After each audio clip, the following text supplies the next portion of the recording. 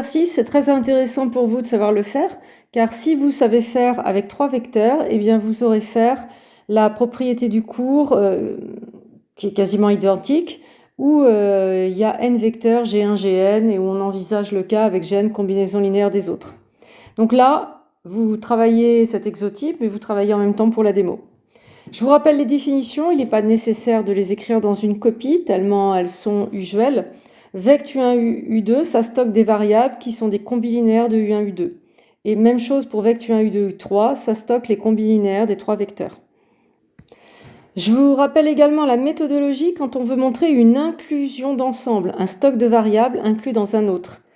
Donc la méthodologie, c'est de déclarer une variable formelle du premier ensemble, donc dans notre exo, ça va être vect U1, U2, et de prouver qu'elle est dans le deuxième. Les variables de ce stock font partie de ce stock. Je prends une formelle et je veux montrer qu'elle est là. Donc déclarer une variable formelle de vect U1, U2, il faut simplement déclarer une combilinéaire. Donc je déclare mes coefs, A, B dans K, et la variable qui est dans vect U1, U2 qui est formelle. Je dois expliquer que cette variable est une combilinéaire de U1, U2, U3. Eh bien, il suffit d'ajouter 0 fois U3. Voilà, vous avez le droit de dire que U c'est A U1 plus B U2 plus 0 fois U3. Vous ajoutez 0, donc ça reste vrai votre égal. Et donc ça y est, U est dans le vect U1, U2, U3 et l'inclusion est prouvée. Passons à la question suivante. On vous demande de montrer une équivalence. Vect U1, U2 égale ce vect si et seulement si U3 est combilinéaire de U1, U2. Un petit rappel méthodologique. Ici, il va y avoir une égalité d'ensemble. Quand on veut montrer une égalité d'ensemble, eh bien ça se prouve par double inclusion. Lui inclus dans lui et vice-versa. Dans cet exo, vous avez également une équivalence à prouver. Ça se montre par double implication. Quand ce n'est pas une équation à résoudre, pour justifier une équivalence, on va montrer que ça vrai implique ça vrai et vice-versa. Et souvent, il y a une implication plus facile que l'autre.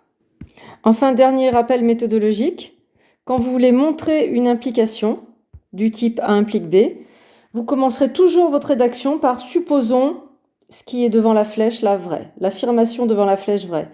Et ensuite, vous vous débrouillerez pour prouver que l'affirmation B est vraie. Alors, reprenons. Nous avons montré une inclusion.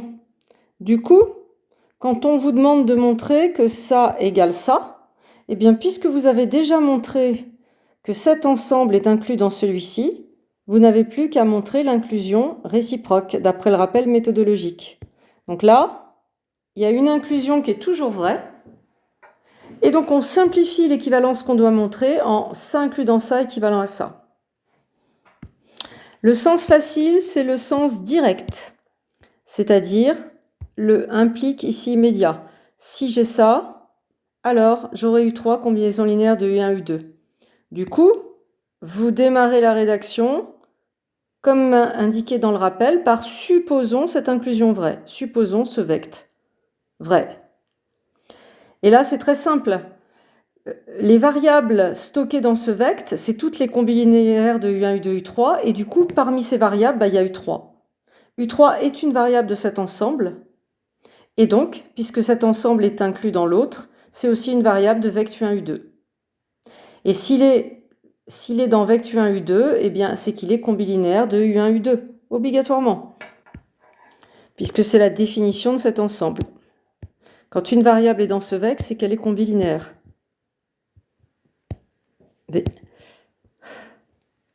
Voilà.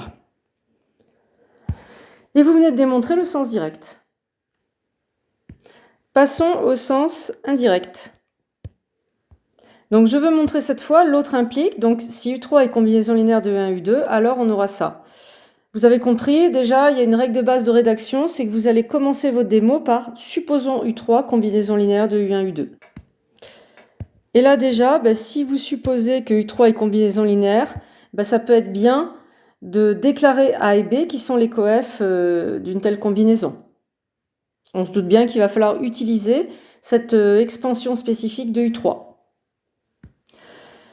Maintenant qu'on a rédigé cette supposition, passons à ce qu'on veut prouver. Nous, on aimerait argumenter que cet ensemble est inclus dans l'autre. Méthodologie, je vais déclarer une variable formelle de cet ensemble et essayer d'expliquer qu'il est là. Donc, pour montrer l'inclusion, je suis la méthode. Je déclare une variable formelle de ce vect ici. Et pour le déclarer, je déclare 3 coef et ma variable formelle.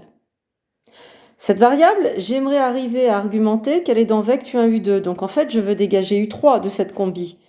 Tout naturellement, je vais aller chercher l'expansion de U3 en AU1 plus BU2. Ça va permettre de dégager U3 et il y a du U1, U2, il n'y aura que du U1, U2 dans l'histoire.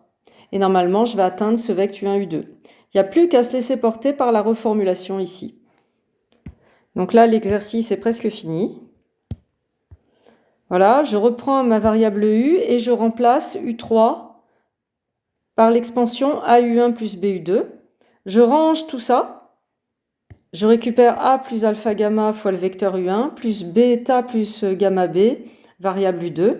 Ça, c'est une combinaison linéaire de U1, U2, donc le U est dans le vect. Et ça termine notre exercice. Et donc, la prochaine vidéo, ça sera de faire la même chose dans le cas général. C'est une de vos questions de cours. À bientôt. Bon courage pour vos révisions.